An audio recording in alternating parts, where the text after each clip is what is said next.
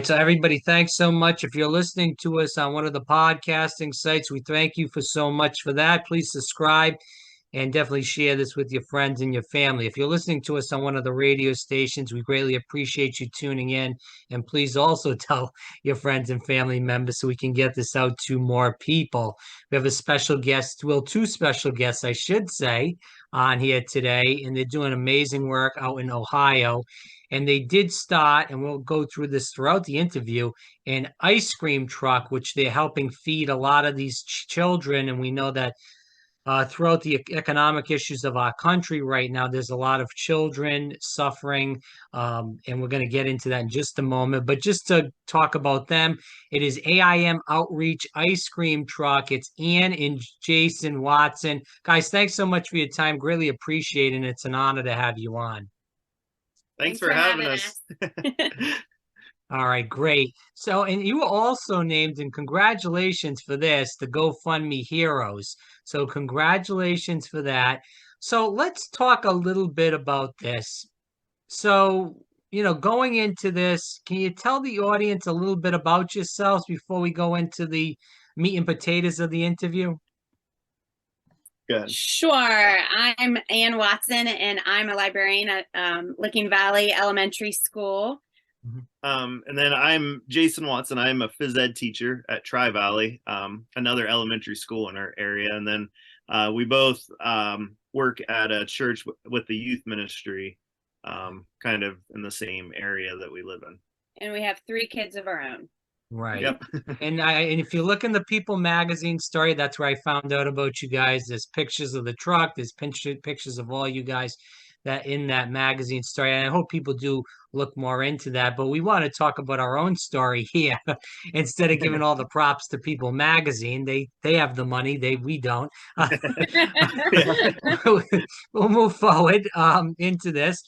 So with that said, can you talk about the idea? Obviously, this came about in 2020. We know that with the lockdowns and all the issues people had with the coronavirus, and we don't have to get into all that and stress people out. But can you talk about the idea for the ice cream truck and how it came about?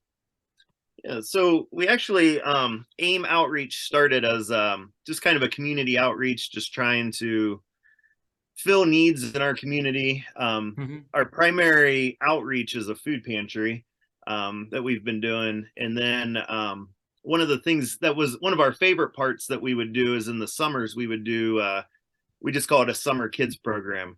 And kids would come up and we'd have activities like art and archery and yoga and different things that they could do. But more importantly, it was a time that they could come and get a hot lunch. And so for us, when COVID hit that summer, like we had to shut all that down, and our food pantry was just nothing but just kind of a drive-through. So we were kind of missing out on that connecting with the community, and so we started talking about what we could do. And so we had this idea to hire a ice cream truck driver. You want to talk about that? Yeah. So we just thought it would be fun way to just kind of get people's spirits back up. I mean, 2020 was a hard year. So we went around and we gave out free ice cream, and we loved it so much. And the guy who drove us around loved it so much, what we were doing, and said, "Hey, I have this extra ice cream truck. Would you guys be interested in it?" And we were like, "Okay, let's do it."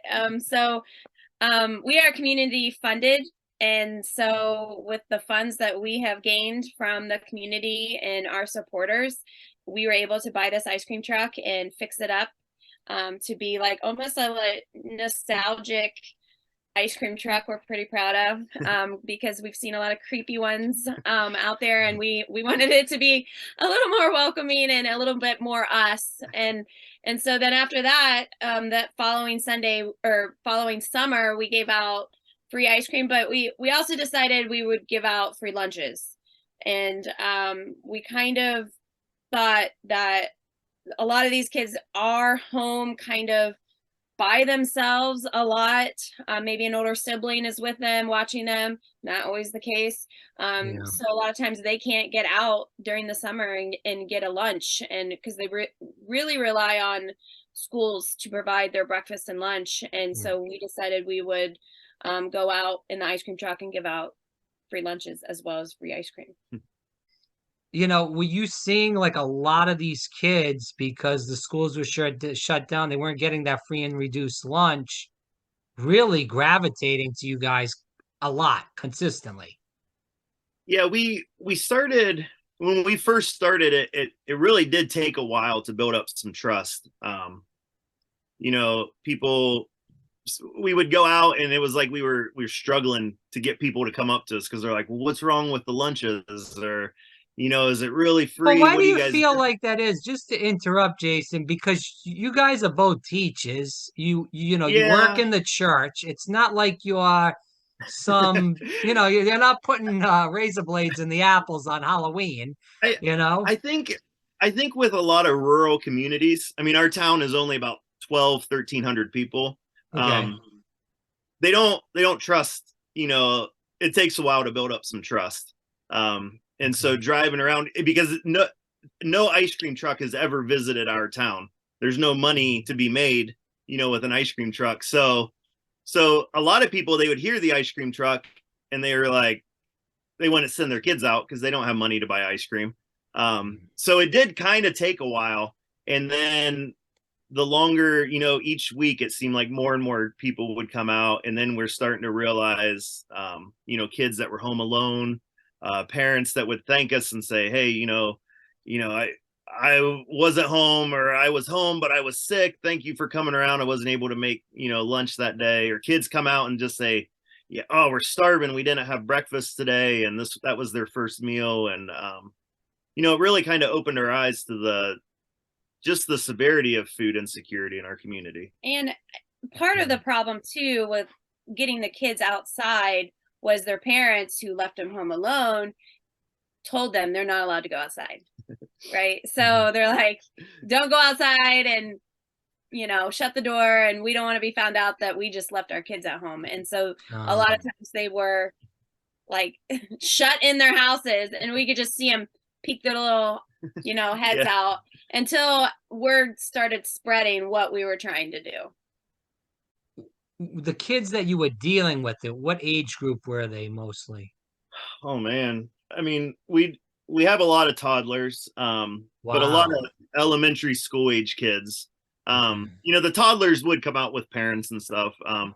But a lot of the school age kids, they're the ones that, are out, or they'll be out, riding their bikes and stuff. And there would be like a group of high school kids that would kind of be in a pack and walk, and then they would see us and then come running for free ice cream and stuff. And then if it's an older sibling, they would sometimes come out with their siblings to get some food and stuff for their siblings. Yeah. So.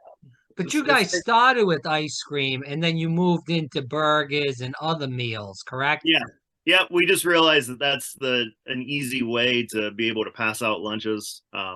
Instead of asking kids to come to us, it just felt better. It felt more right to go to where the kids are, and kind of just be there, just meet them right there. So.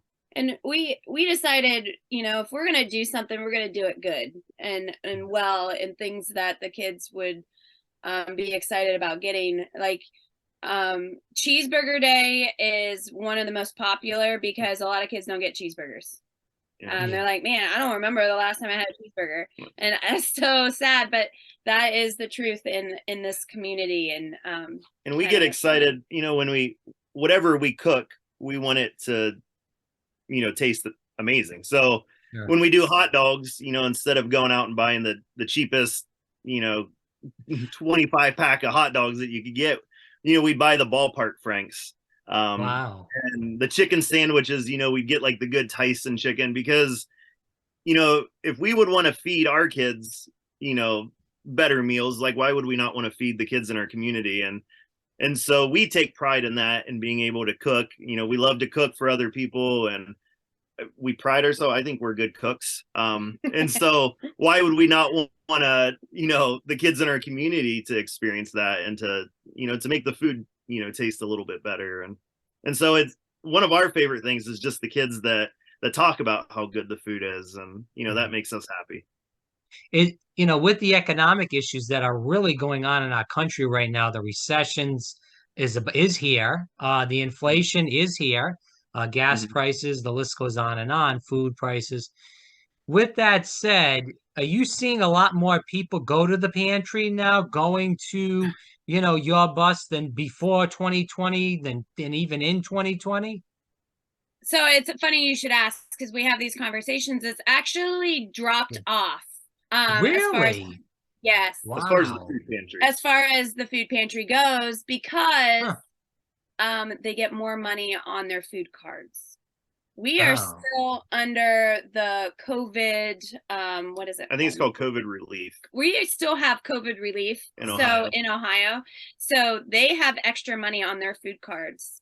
And so they're able to use that a little more, and you can just see that, they don't need us as much, but I know that's going to be running out soon.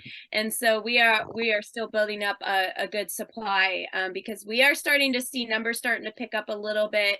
But yes, we talk about this all the time. Like we're shocked at, why there's not enough people coming, or not a lot of people coming as before when we first started. And that's part of it. Yeah, we've really seen, it go up and down.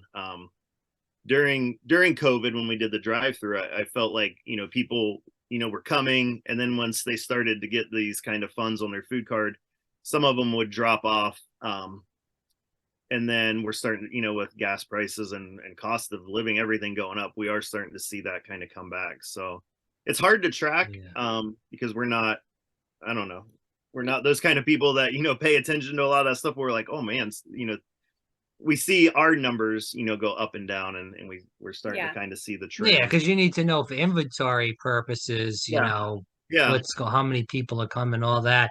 I'll tell you what, I went to a food pantry, did some interviews there. And the woman that was running it and this was down in Florida very recently, you're talking about the end of October, and was over there at they started, I should say, lining up for the food pantry, the person that I spoke with, at 2 a.m. The place didn't open till 7:30. The line was all over the place. It was incredible. And when the people left, because I stayed there till around 9 o'clock, the people that were leaving were if you looked at the line of the people that was still waiting, we're talking about like 2.5 miles down the road. Man. So I mean, there was no drop off, and there is no drop off in Florida. But and I've read about different states. Some states that are seeing the numbers go up at the food pantries, and I know we'll be back there. Soon. Oh yeah, for sure, 100%. Yeah. Anybody that doesn't believe that we're about to go into a recession is in different planets than real life. But talk about these good deeds. It's going on. You got your kids involved. That's amazing. More people should be doing these good deeds around the country in general. And so, this has been going on since 2016. Obviously, the ice cream truck started a little later than that. With that said, how long do you think you're going to participate in these food drives and, keep that ice cream truck going with delivering food to the kids? Is this going to go on for, quite a longer bit of time, or is this kind of coming to a halt? What are you guys thinking about this? I think it's going to grow. We're in talks of maybe expanding. We're at just talking stage, but we're trying to think of more things. Now, our town doesn't necessarily have homeless. Our town usually has people that open their door and have people stay in their garage or stay in their house. So we don't have those kind of complications, but we were, trying to think of different ways to bring the community together, because a lot of people are just lonely, and so So our thought is we want to bring them in for a dinner, because we know, like with our kids, that's where we get a lot of information, is if we sit at a dinner table and we talk and eat together. So we're kind of thinking ahead, like that's kind of our dream, is to be able to sit and talk with our fellow people, pantry members, and kind of just get to know them, and them get to know us. And like we love the ice cream truck because, you know, we get to feed kids, but we can only do that, you know, 3-4 months out of the year. So you know, we could open up some sort of cafe, you know, where people could come for more free meals and we could just sit and hang out. Talking You know, like a non-profit type of deal, maybe. almost Yeah. like a soup kitchen that doesn't feel like a soup kitchen, a soup kitchen that feels like a restaurant. They can just come in, sit down, you know, we can sit and all, you know, be together. You know, that's big picture, that's our dream, to be able to Awesome. do that more. And to have those good hot cooked, you know, meals, besides just, you know, throwing something in the microwave, which we know a lot of people do, but to actually eat something good. What about a contract with the school? I don't know how the school is where you guys are. You work there, you know the story. I don't know how much you can say. I don't want to put you on the spot either. But I've worked in all these schools, and the cafeteria food is total garbage. I mean, let's be honest with each other here. I mean, it's you talk about healthy food, good food for the kids. It's total garbage. You know, the sugar, the processed food. I mean, it's a joke in plain English. Would you ever look into like doing a contract with the school to maybe produce better food? Is that something that is thought of? Is that, you know, maybe too hard with all the logistics you have to go through? Well, we know a lot about school lunches because both of our moms are actually lunch ladies. So, Okay. So it's funny that you should. So we grew up with, but there is so much red tape, through the schools, and there's so much red tape with anything government related. That's why we decided, to be community funded. You know, when we first started, you know, she was calling and talking to different people, and they were like, you know, well, if you go through the government, you know, you can get all these donations. And she was like, we don't want to go through the government because, you know, people would have to make less than a certain amount of money to come in, and we would have to limit how often people could come in. We don't want to do that. If you come in and say you need food, we don't care how much money you make. You need food, let us serve you. And she actually had a guy say, you guys won't make it more than 6 months if you're not funded by the government. You know, and we're going on 6-7 years now. So we want to be able to just serve who we want to serve. We don't want to have to go through all the red tape. We just kind of want to be our own, you know, entity. And the community, if we need something, the community donates, you know, funds, food, anything we need. So we try to stay out of, you know, that kind of stuff, because we've run into so many issues trying to deal with the schools, trying to deal with, you know, government programs. Because we went to the local school and asked for donations. Well, they can't give us certain donations because the government is like, what if the expiration date and all this stuff? And we just kind of gave up on the schools. Yeah. What about it's easier to do it ourselves? I know you said there's not really any supermarkets around. What about restaurants? Anybody like chipping in with that? We do. Yeah. I mean, we have a local Subway that gives once a week, and then we have Panera Bread actually does an amazing thing with all their excess baked goods because they bake new every day. And so every other week we grab boxes full of their baked goods and baked bread, and our people actually really love it because they've never been able to go there because it's too expensive for them. So they look forward to that. Yes, we get a lot of hunters donate their deer. Good. It's just, I think in the past 6 years we've made a lot of like cool connections with people that, you know, we get eggs from local farmers, and meat from farmers, and we've just kind of met people along the way and said, hey, can I help you with this? And we kind of have this little Rolodex of people that step in and help keep our shelves stocked. But how did all this start? We've talked a lot about, how it's gone, but how did it start? How did you guys come together and really find out that, hey, AIM outreach is what we need with the community? Oh, did I lose it? So Oh, Jason was an aide at the local school, and he would come home. I was like a stay-at-home mom, and he would come home, and he told me what really did it for me was a story of a kid who, after Halloween, only had Halloween candy to eat all weekend, and he came to school so sick because all he ate was Halloween candy all weekend. And I was just like, oh my gosh, I can't sit and just not do anything. And I prayed about it, and God's like, this is why you're here. Why are you praying to me? This is why I put you there.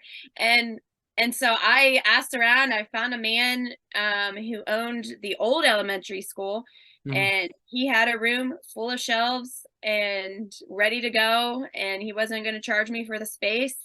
And then it started off with one box of food donations for that month, and it just keeps spiraling. It just keeps getting more and growing. It's amazing. Yeah. So, as we go to the end of the interview, again, for people that want to find out more about you guys, we're going to go into that in just a second. But again, the interview is all about it's AIM Outreach, Ice Cream Truck, Annie and Jason Watson. They are from Ohio. We're going to end with this. There's going to be people listening to this interview from all around the country, whether it's on the radio or on the podcasting site. With that said, what kind of message do you hope to get to the listener of this? I think we just want people to look at their own community. They don't have to do what we do, because I think some of the things we do are specific to the needs of our community. But, when you start looking around and seeing the needs your community has, and instead of saying, man, somebody should go do something about that, a lot of times, that's right. I think you're the person that should do it. If you see the need, you have the eyes to see it, then get off your butt and do something. So no, it's 100% true. I don't know. I think one of our favorite things is like people we know that, one guy, he lives in a city that's near us, and he put like a little mini food pantry in his front yard where people could walk, and it's just like a little cabinet you can open up and take what you need. And, just to see people inspired to do something in their own area. We love that kind of stuff, whether it's, something big like that, or just, something small of, just helping people out. And a lot of people need help right now. So we do hope people can, help you guys out or help people in the community out. And let's end with that. Annie, where can people find more about you and Jason and how to give to you guys? Just find out more about the ice cream truck, again, and with all that. Yeah, so we have a Facebook page. That's probably our go-to thing, and it has the GoFundMe page that they could go to on our Facebook page. We update our Facebook page the most on different events and different things that we are doing, different ways to contribute, that kind of thing. Yeah, so it's facebook.com/AIM Outreach is the easiest. Again, facebook.com/AIM Outreach. Definitely check it out. Annie and Jason, we hope this is not the last time you're on here. We want to bring you guys back. There's a lot of valuable, and I said this off here, that we have a lot to bring to the table with each other. In another interview, we just want to get what you're doing for the public on this interview. So with that said, we appreciate you coming on. Again, facebook.com, AIM Outreach. Definitely check it out. You can find all the information about them and the great work they're doing over in Ohio. Thanks, guys, so much. Really appreciate your time today. Thank you.